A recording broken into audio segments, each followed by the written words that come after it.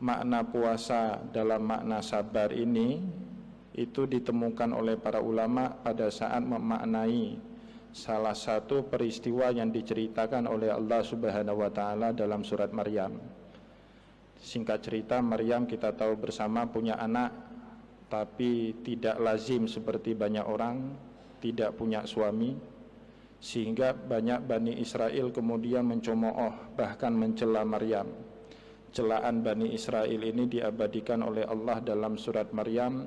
Qalu ya Maryamu ma kana abuki imra'a sau'in wa ma kanat ummuki baghiyah. Maryam, bapakmu itu bukan seorang bajingan, ibumu bukan seorang pelacur. Kenapa engkau sampai punya anak di luar nikah? Kata para ulama tafsir, di saat itu Maryam punya 1.000.000 alasan, punya 1.000 argumen untuk membalas balik cemoohan yang dialamatkan oleh Bani Israel kepada dirinya. Tapi kemudian Allah Subhanahu wa taala memberi nasihat kepada Maryam, fa imma tarayinna minal bashari ahada faquli inni nazartu lirrahmani sauma falan ukallimal yauma insiya. Maryam, kalau kamu masih ketemu dengan orang yang sama yang mencemooh dirimu pada hari ini, maka katakan esok kepada mereka, inni nazartu lirrahmani sauma, saya telah bernazar kepada Tuhan saya untuk berpuasa, falan ukallimal yauma insiya, maka saya tidak akan pernah membalas cemoohan yang sama yang kalian alamatkan untuk diriku. Maka Bapak Ibu kaum muslimin yang dimuliakan oleh Allah, para ulama punya semacam kesimpulan dalam meninggalkan yang dilarang oleh Allah. Tidak mungkin kita sanggup menahan diri dari hal-hal yang dilarang oleh Allah, kecuali jika ada sifat sabar di dalam diri kita. Bahkan untuk mengerjakan ketaatan pun dibutuhkan yang namanya sabar. Oleh karena itu di dalam Al-Quran, pada saat Rasulullah SAW diperintahkan oleh Allah untuk menunaikan ibadah sholat, dan dihimbau oleh Allah agar Rasulullah SAW juga memerintahkan keluarga, umat dan sahabatnya untuk mengerjakan ibadah sholat. Perintah itu ditambah dengan kesabaran dalam melaksanakan ibadah sholat. Wa'mur ahlaka bis-sholati wastabir alaiha. Muhammad, perintahkanlah keluargamu untuk menunaikan ibadah sholat, wastabir alaiha, dan sabarlah dalam mengerjakan ibadah sholat. Bapak Ibu kaum muslimin dan muslimat yang dimuliakan oleh Allah, tanpa kesabaran, jangankan sholat tarawih 20 rakaat, 8 rakaat pun kita tidak sanggup. Jangankan sholat tarawih yang 8 rakaat, witir 1 rakaat pun kita tidak sanggup tanpa yang namanya kesabaran. Maka oleh karena itu ketika para ulama kita ini ditanya contoh kesabaran yang paling konkret, yang paling sempurna di dalam kehidupan manusia siapa? Pasti para ulama akan menunjuk Rasulullah SAW. Bahkan Imam Al-Ghazali di dalam kitab Ihya berani menyimpulkan kesabaran yang dilakukan oleh Nabi Muhammad SAW sekaligus mengoreksi dan menyempurnakan kesabaran-kesabaran Nabi sebelum Nabi Muhammad SAW. Kita kenal dalam sejarah kenabian ada Nabi yang disebut dengan ulul azmi, para Nabi yang punya kesabaran yang cukup teguh. Bahkan saking teguhnya kesabaran mereka itu diapresiasi cukup tinggi oleh Allah Subhanahu wa taala. Ada Nabi Nuh, ada Nabi Ibrahim, ada Nabi Musa, ada Nabi Isa, dan tentu Nabi Muhammad sallallahu alaihi wasallam. Tapi para ulama mengatakan kesabaran Nabi ini menyempurnakan kesabaran nabi-nabi sebelum Nabi Muhammad. Jadi Nabi Muhammad datang bukan hanya menyempurnakan syariat Islam, tapi juga menyempurnakan akhlakul karimah para nabi-nabi sebelum Nabi Muhammad SAW, termasuk diantaranya sabar.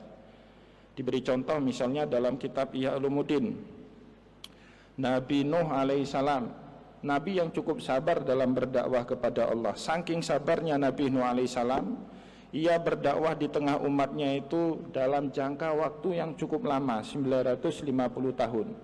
Walaqad arsalna Nuhan ila qaumihi falabisa fihim alfasanatin illa khamsina amah.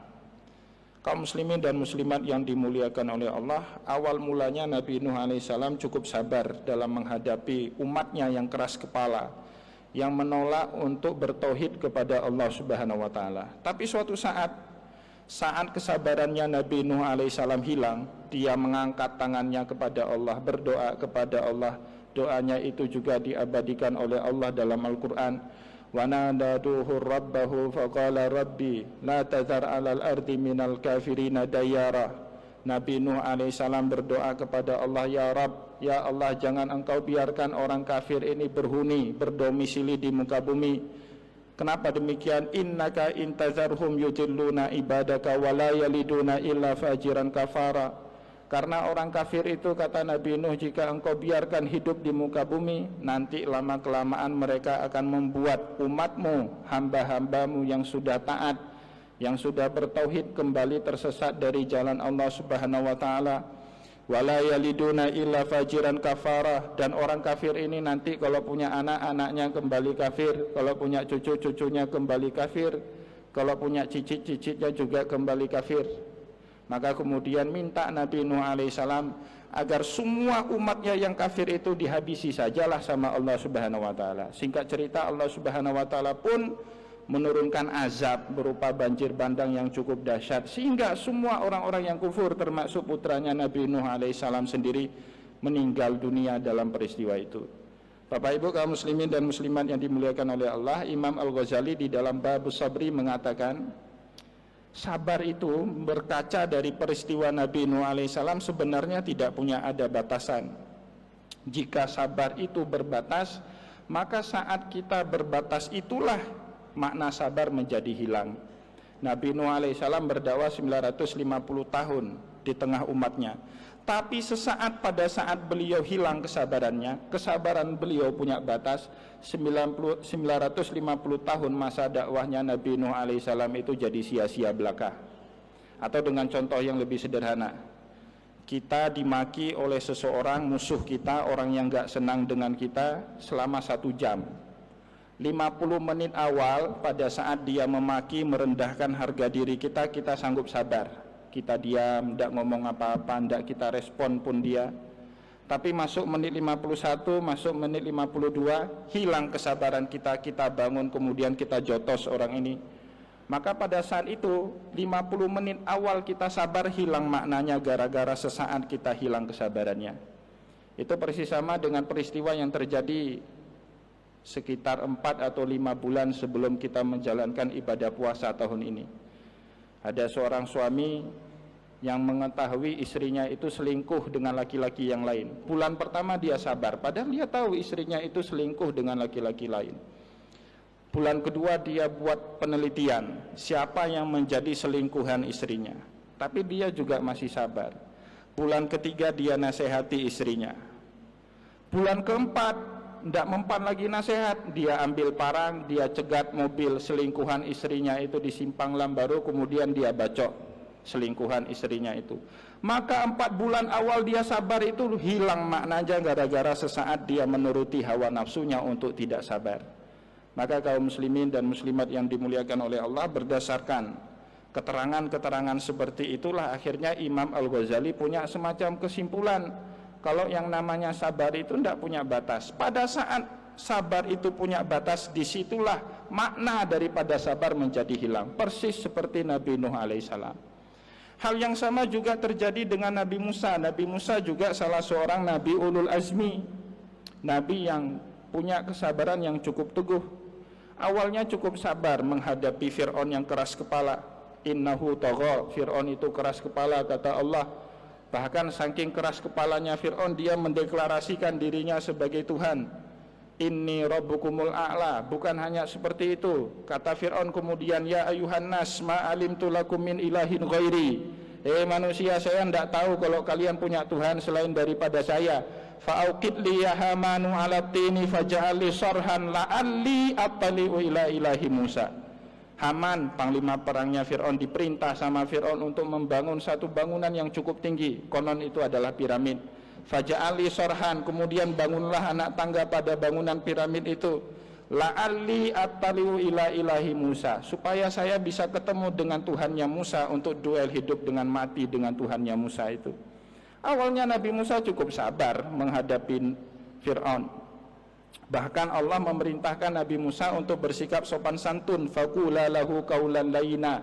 la'allahu yatadzakkaru aw yakhsha. Kalau ketemu Fir'aun, bicaralah dengan sopan supaya dia ingat dan sadar balik kepada Allah. Namun kaum muslimin yang dimuliakan oleh Allah, pada saat kesabaran Nabi Musa hilang, Nabi Musa angkat tangan, diaminkan oleh saudaranya Harun. Rabbana innaka ataita fir'auna wa mala'ahu zinatan wa amwalan fil hayatid dunya. Ya Allah, engkau telah terlalu banyak memberikan fasilitas hidup, otoritas, kekuasaan, harta yang banyak kepada Fir'aun dalam kehidupan dunia ini. Rabbana liyudillu an sabilik. Ternyata ya Allah, semua fasilitas hidup itu digunakan oleh Fir'aun untuk membuat manusia tersesat dari jalan-Mu. Rabbana tmis ala amwalihim washdud ala qulubihim fala yu'minu hatta yaraul adzabal alim. Ya Allah, tarik balik semua fasilitas hidup yang telah Engkau berikan kepada Fir'aun. Washdud ala qulubihim, kunci, gembok rapat-rapat hatinya Fir'aun. Fala yu'minu hatta yaraul adzabal alim. Jangan biarkan Fir'aun itu beriman sampai dia melihat azab Allah Subhanahu wa taala yang pedih. Kontan dijawab doanya Nabi Musa oleh Allah Subhanahu wa taala. Qala qad ujibat da'watukuma fastaqima wa la tattabi'anni sabilal ladzina la ya'lamun. Musa dan Harun, telah kami dengar doa kalian berdua. Beristiqomalah di jalan Allah dan jangan mengikuti jalan-jalan orang yang tidak mengetahui seperti Fir'aun dan bala tentaranya. Apa yang terjadi kemudian kaum muslimin? Wajawazna bi Bani Israil al-bahra. Bani Israel dilewatkan oleh Allah Subhanahu wa taala dari Laut Merah. Padahal sebelumnya ada kisah Nabi Musa alaihissalam itu pernah menyeberang ke benua Asia. Jadi Nabi Musa alaihissalam itu tahu jalan yang benar, tidak harus tersesat kemudian berhadap-hadapan dengan laut.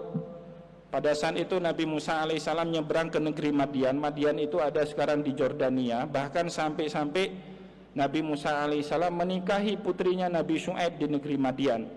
Jadi Nabi Musa pada saat itu dibuat lupa sama Allah dengan jalan yang benar, sehingga dalam tanda kutip Allah Subhanahu wa taala membuat Nabi Musa tersesat, sehingga jalan buntu yang dia peroleh di hadapannya laut.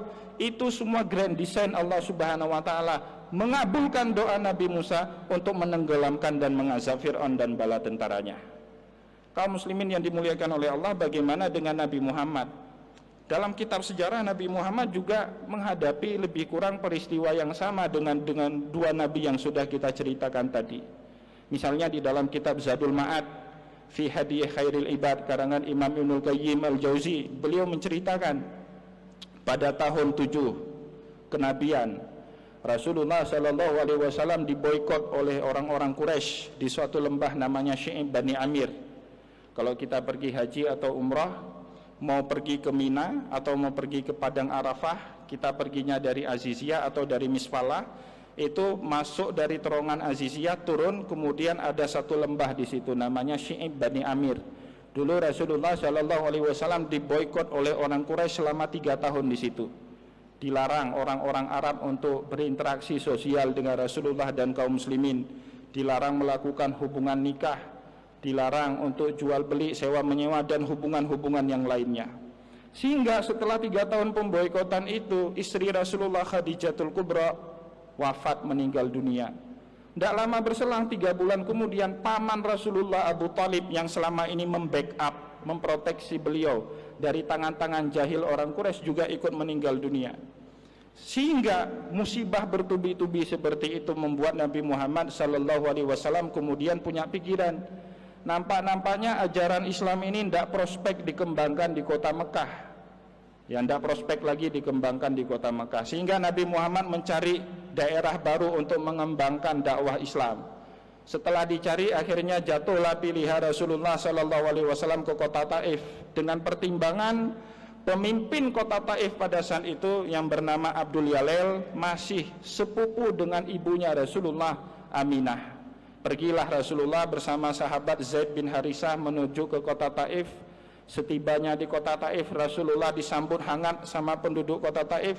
Sampai 5 hari kemudian baru Rasulullah mengutarakan maksud dan tujuan kedatangan beliau untuk mengajak mereka semua bertauhid kepada Allah dan membuang semua embel-embel kekufuran yang selama ini mereka lakukan. Disitulah kemudian mulai cacian, cemoohan, makian, teror Bahkan beberapa kali usaha pembunuhan dialamatkan kepada Rasulullah sallallahu alaihi wasallam sehingga Nabi Muhammad keluar dari kota Taif.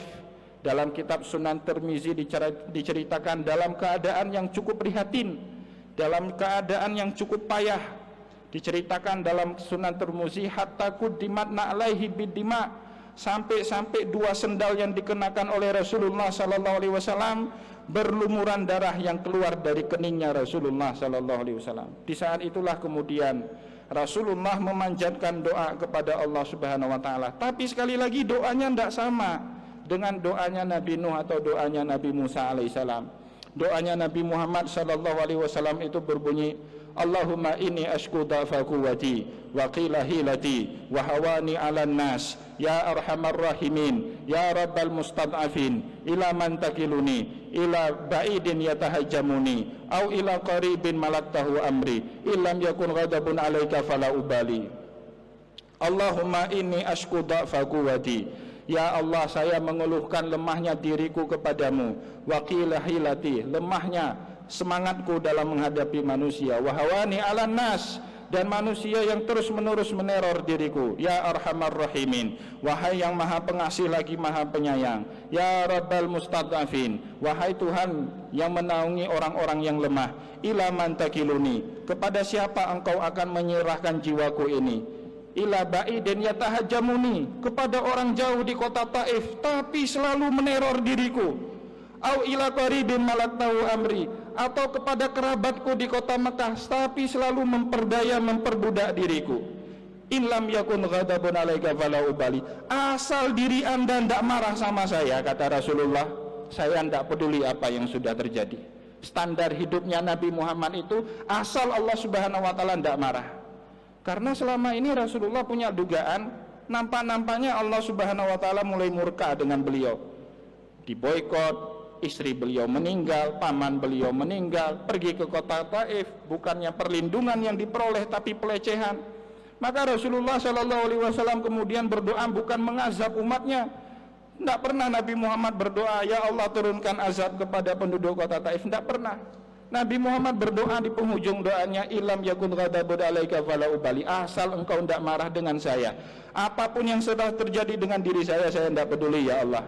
Disitulah kaum muslimin yang dimuliakan oleh Allah, dalam Sunan Tirmizi diceritakan turun 3 orang malaikat menghadap kepada Rasulullah sallallahu alaihi wasallam.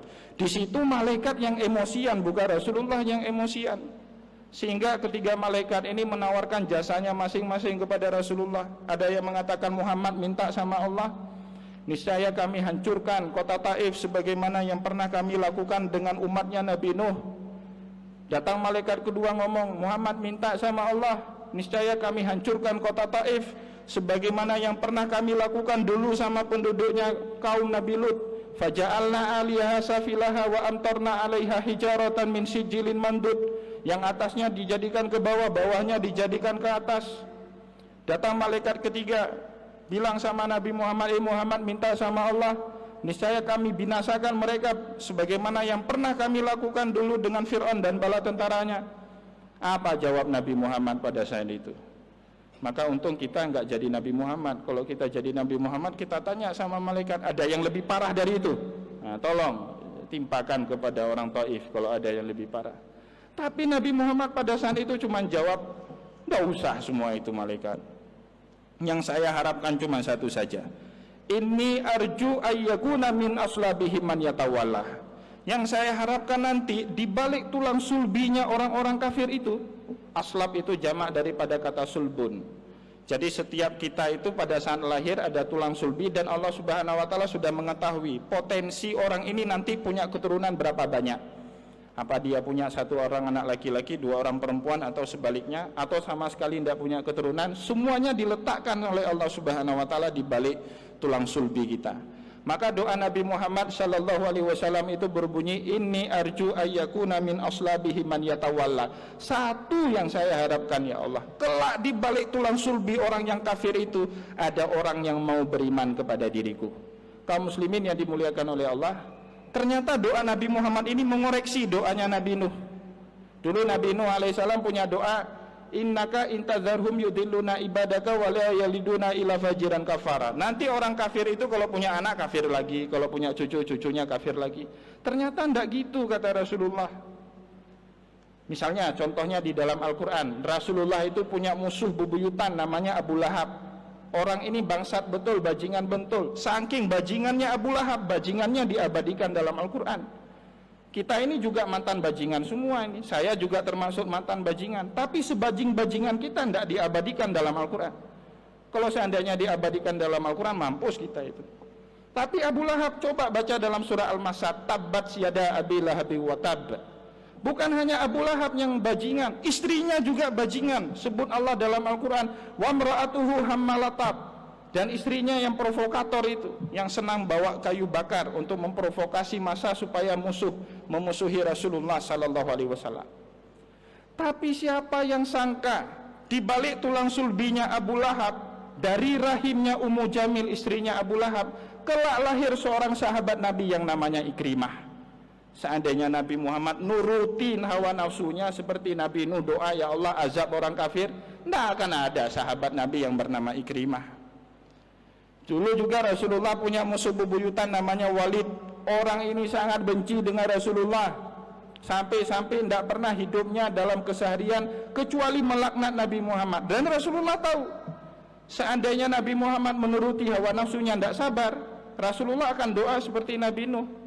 Tapi siapa sangka kelak di balik tulang sulbinya Walid ini melahirkan seorang putra namanya Khalid bin Walid radhiyallahu anhu, panglima perangnya Rasulullah, yang membela Rasulullah di garda yang paling depan. Saat Rasulullah hijrah ke kota Madinah, di kota Madinah banyak orang Yahudi. Ada 3 suku Yahudi besar, Quraidah, Nadir, dan Bani Kainuqa.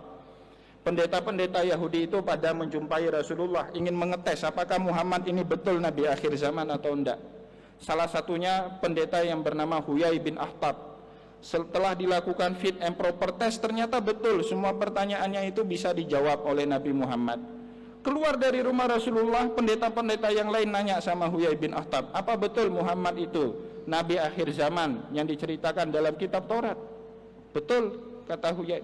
Apa kata Huyai kemudian? Walakina ada watahu ma baqiyat. Permusuhanku dengan Muhammad lestari sampai akhir zaman. Rasulullah dengar omongan itu, dan Nabi Muhammad tidak pernah berdoa, ya Allah turunkan azab kepada Huyai. Dan siapa sangka kelak Huyai bin Akhtab itu punya seorang putri namanya Sofiyah. Sofiyah itu salah seorang ummul mukminin, istri Rasulullah sallallahu alaihi wasallam. Maka kaum muslimin yang dimuliakan oleh Allah, bulan Ramadan hadir ke tengah kita untuk melatih kesabaran ini lagi. Inilah yang hilang di tengah masyarakat kita sekarang, kesabaran. Sering kita lihat di lampu merah, orang pada nerobos, tidak menghormati pengguna jalan yang lain. Kenapa fenomena itu terjadi? Karena tidak ada sabar. Di rumah orang tua saya di Labui, gangnya sempit. Itu kalau datang mobil cuma muat 1 mobil, 1 sepeda motor. Kalau berpapasan 2 mobil itu ada bahkan yang nggak mau mengalah. Sebelah ini klekson sekali, sebelah sana klekson 2 kali. Sebelah sini pasang lampu tembak sekali, sebelah sana tembak 2 kali. Bahkan sampai 15 menit berhenti di situ. Kenapa? Bacaan kita orang Aceh itu harga diri, mengalah harga diri. Padahal mengalah itu adalah ibadah. Sabar itu adalah ibadah. Sebagaimana Maryam diminta sama Allah Subhanahu wa taala untuk mengalah. Padahal kalau Maryam membalas, Maryam punya sejuta alasan untuk membalas itu.